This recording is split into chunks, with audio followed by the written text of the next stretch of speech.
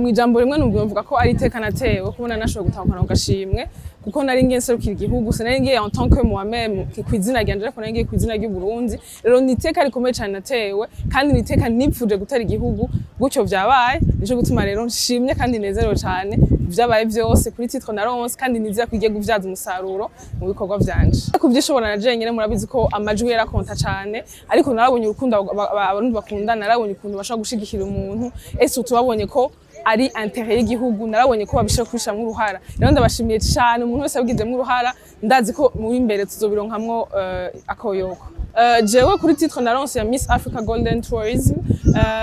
bayimpaye kubera navuze neza igihugu canje nakirasa ari benshi batari bakizi batari bazi naho gitumbere muri Afrika ariko kukuntu nakibakundishije bagiye bakimenye naberetse vyiza vyo mu Burundi niyo mpamvu bace bampa iyo titre kandi nizira neza ko izotuma n'igihugu kimenyekana gusumba ko nakimenyekanishije muri iryo higana.